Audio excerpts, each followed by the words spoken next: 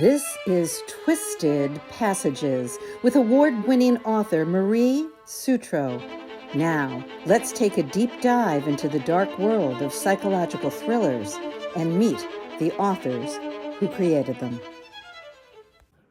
Hello, and welcome to Twisted Passages. I'm your host, Marie Sutro, and today we have author of over 10 amazing novels, Jon Bassoff, here to talk about his new release, The Memory Ward. Welcome, Jon. I'm so glad to be here. Thanks for having me. I am so excited that you're here. I absolutely loved everything about this book, and I cannot wait to jump in and talk about it. But before we do, can you start listeners with an overview of what the story is about? The Memory Ward it takes place in an idyllic little town called Bethlehem, Nevada. And it's one of those towns, everybody knows each other. There's no crime. And there's this fellow, Hank Davies, who works as a postal carrier. And he begins noticing some strange things. He notices people watching him, whispering about him. And one night, a woman, as he's getting a drink of water, a woman knocks on the kitchen window, and he's curious. He opens the window, and he's never seen her before, and she leans in and says, basically, don't trust anybody in this town, including your wife. And then before she vanishes, she also says the truth is behind the wallpaper. And that kind of starts the mystery, as he needs to figure out which wallpaper is she talking about and what truth is she talking about. And the truth becomes a very big issue for all of us, including the reader, as we go through this book. Starting out with that setting of this little small town in Nevada, what inspired you to choose a small town like that and to construct it in that kind of leave it to beaver perfection? Yeah. I mean, I've always been fascinated with little towns that, on the veneer seem very nice and proper, and something kind of dark is going on underneath that. And I guess that would really be any town you live in, right? I mean, there's always stuff going on that we're not totally aware of. And in all of my novels, I feel as if the setting is a major character in it. I live in Colorado, and there's a little town called Ward, Colorado, which is up in the mountains. And when you enter Ward, there's all these like broken down cars from the 70s kind of blocking your way in, and you try to navigate your way, and all of the streets have do not enter signs, even if they like on both sides, like they don't want you in this town. And it's places like that are just strange that have always fascinated me.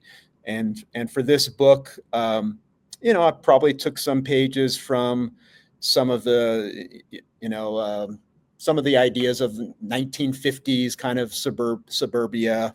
It has that feel to it. And we had talked beforehand with just kind of going back to that 1950s sort of paranoia that comes in place with this town.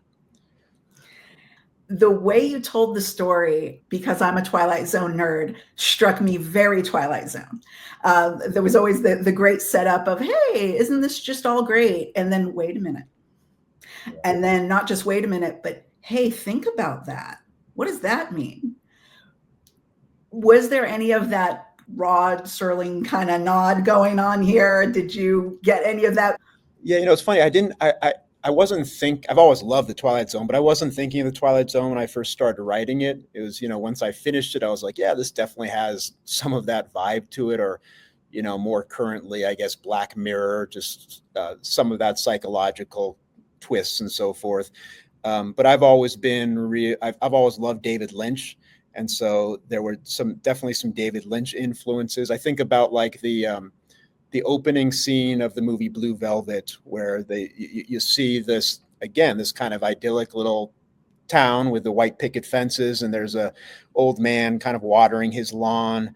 But then you start to look closer, and they start to show underneath the lawn, there's all these bugs and worms and everything that's kind of coming up. And then the man watering his lawn falls down and has a heart attack, and So I was probably, as far as influence is concerned, I was probably more influenced by, some of the David Lynch stuff. But I've always felt that as a writer, you take different influences, you imitate, and then if you imitate badly enough, then you kind of end up with your own voice. So I feel like I imitate a lot of different writers and voices, and I do it in such a terrible job that I end up with my own voice. There is nothing terrible about your voice, let me promise you. One of the other things that was interesting, they're describing this book as a Russian doll. Mm-hmm. And I loved that. I didn't know what it meant, obviously, before I read it. Now I know and will not spoil for anyone. Was it hard to construct a story that does set up a bit like a Russian doll? Yeah, I mean, so within this, I don't think it's giving anything away to say within this book, there's lots of stories within stories within stories. There's one point in the book where you've got, a person telling a story, and then within that story, somebody else is telling their story, and then within that story, somebody else is. And so, you have to kind of keep track of all those layers. I've always been pretty meticulous in the planning part of the job. That's always been the hardest thing for me. And the most stressful part is the planning. And for this one, it was about just sort of like writing things, what happened in chronological order. Okay. First this happened, then this happened, then this happened. And then what do the characters know and when? Like, what is the order of things that they know and when? And then what do I want the readers to know and when? And so it's kind of mixing those things. The chronological piece is really important, so you kind of keep your story straight. The character piece is important because you want the characters to be real and to have only limited understanding, especially when it's told in first person. And then, with the biggest challenge, I think, for any writer is how much do you reveal to your reader? If you keep everything from them, they're just going to get frustrated and give up. If you and if you give them too much, then it becomes too easy. So I was hoping to get, a balance and work those things. But yeah, there were a lot of kind of little pieces that I had to keep straight for sure. Now, your main character is a really interesting guy, except he's kind of not. He's kind of just the average Joe. Yeah. Yeah, I wanted to think of I wanted him to have a mundane job, but a job that really made him a part of the community. And as a postal worker, he's seeing people every day and saying hi to them. And he seems to be, for the most part, just kind of enjoying his existence and not questioning things too much. At the beginning of the novel, the first kind of really strange thing that happens to him that begins making him start to look at things more critically is he's walking down the street and he trips and some letters fall out of his mailbag, and he does something that he'd never done before for no real reason. A letter began to fall out and he looked at the letter even though he knew he wasn't supposed to, and it was blank. And he's able to rationalize, well, maybe somebody just made a mistake or they were putting a check in there or something. But then he noticed another letter and another one after that, and they were all blank. And he has no idea why this is, but he knows something is not right about that. And when he, mentions it to his wife, she seems to get very upset that he is even talking about something like this, which just sort of adds to the weirdness of the town of what does everybody else know that I don't know. And what's interesting about Hank, that main character, is that he's kind of the person we all want to be. He's happy with his town. He's happy with his job. He's happy with his wife. Yes, he admits maybe not everything's ideal, but unlike the rest of us, he's really good at acceptance. He sees the things that are maybe not exactly the way he wants them to be, but he accepts them and thinks, well, you know what? I got it good, right? Yeah, I mean, it's the old ignorance is bliss thing, right? Like he, if you're not poking around too much, if you're not questioning things, you can live pretty happily, I think. And it's only once you start to try to pull things back and figure things out that some of the misery starts coming in. And I think, probably Hank for a while might have sensed that there's some weird stuff going on, but it wasn't weird enough for him to really question. And so he just kind of kept living his life. And then when things start to become kind of unquestionably weird and like, I can't ignore this any longer, there is a shift, and he sort of becomes an investigator in his own life, in his own town. It's such a fabulous setup, and it really does raise the hairs on the back of your neck, from the blank letters to the what's behind the wallpaper. All of those elements are so perfect at seeding and dragging us along page by page, wanting to flip and find out what's going to happen next. One of the things that really reminded me of the Twilight Zone was how profound some of the issues are that you talk about in this book.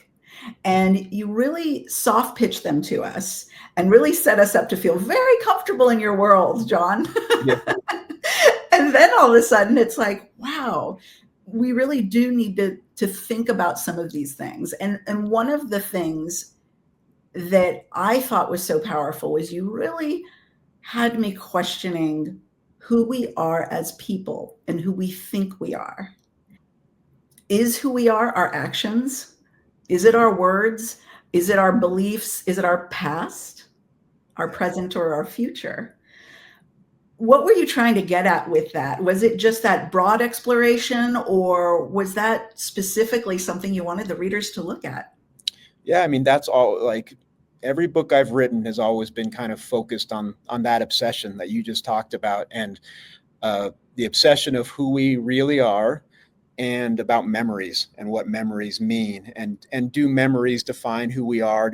Are our memories, is that what our soul is? And what happens when we begin not trusting our memories? There's this great 1980s movie called Angel Hearts. I don't know if you've ever heard of it or seen it, but it's with Mickey Rourke and Robert De Niro. And there's this scene near the, I won't give any spoilers away for this one, but there's a scene where the main character's name is Harry Angel, and he's staring at this mirror, and he's just made kind of a realization of something that's happened in his past. And he stares at this mirror, and the mirror's broken, and he keeps repeating the same words, "I know who I am," over and over again. But every single time he says it like 5 times, there's like a different meaning, because he's making this different realization here. And I've always remembered that scene, and every book pretty much that I've written, I've explored that of a character slowly discovering who he or she actually is, and whether or not we can, really know who we are, and also whether or not we have, control over our actions or not, or whether we're just going to keep coming back to the same thing that we've always done. That's another kind of big piece of exploration in this book. And it's such an important question, because we all see it in our daily lives, right? Anyone who has siblings, a great example, can be sitting around the Thanksgiving table and someone brings up a story, and one person remembers it one way, and another sibling, maybe 2, 3 other siblings, remember it completely different. And these are people who are all there. They were raised the same, they were kind of coming up the same way. Why do they all see it so differently? Even when there's an accident or something tragic happens, and they ask everyone who was there, who was a witness, you can get 50 different answers of what actually happened. Yeah. So what is reality? Who are we? And how are we functioning in it is really 5th dimension stuff. Yeah. Well, I mean, we all know, like with criminal cases, how notoriously unreliable witnesses are. And the scary thing is when they are 100% sure of what happened and they're completely wrong. And just what you're saying, there have definitely been times where I was with somebody and I have a distinct memory and I am 100% sure it happened the way I said. I remember it. I can visualize it. Right. And they are 100% sure that I'm wrong. It happened in a different way. And yeah, I mean, when you do start questioning your memories, what else are we besides our memories, or how else do we separate ourselves from just the animal kingdom besides our memories? Because that does define ourselves, and the narrative that we create about ourselves, even if they're not specific memories, they're sort of at least vague memories of what's happened in our past. And when you're forced to reckon with that, or when you're presented with something that maybe you've tried to push away and tried to forget about, it can cause conflict. It can cause inner conflict. It really can. And it got me thinking on a deeper level. There's so much, especially in the United States right now, so much around truth. Yeah. And different people seeing the same set of facts in very different ways. At least in my lifetime, it's almost surreal in and of itself that people cannot agree objectively on certain truths. And I was thinking about that and going through your book and thinking, heck, can we even agree on truths about ourselves? Yeah. Do we truly see who we are? Yeah, I mean, I never set out to write a political book. I think every book is political, but I think if you set out to write it that way, it's usually going to come across as kind of contrived. But I mean, we kind of live in that post-truth era now, right? It's not even necessarily that people have different ideas of what truth is. It seems to be that truth doesn't even matter. Like, you can say whatever it is you want to say. That's what the truth is. And even if initially that's not true, you can if you say it enough, it becomes true. It becomes your truth.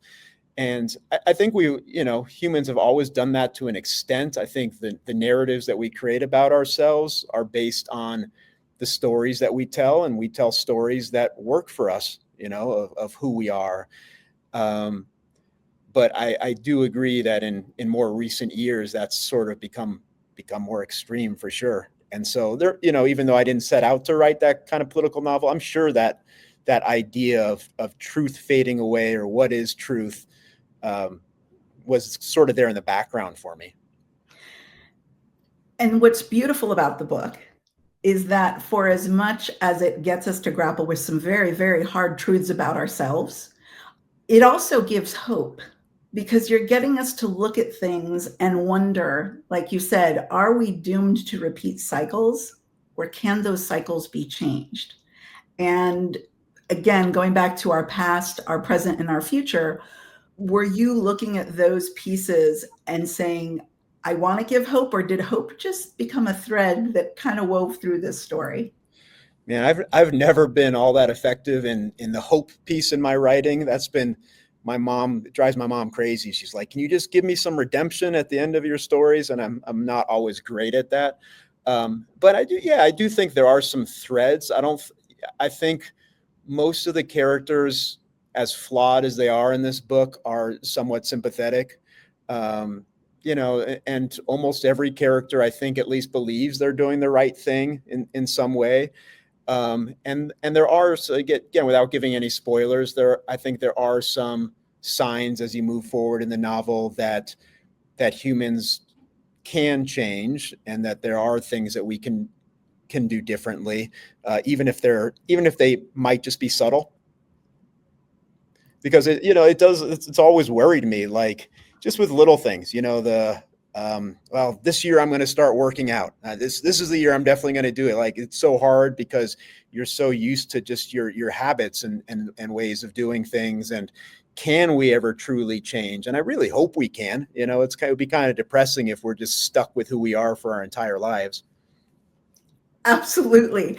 Now, you're an English teacher, right? I am, yeah. Okay. Is Shakespeare dying in the future generations, or do you think there's hope for Shakespeare as it continues? I would say Shakespeare's fading away in my school, at least. I think introducing bits, I do bits and pieces of Shakespeare. I do his sonnets sometimes to make things a little bit easier.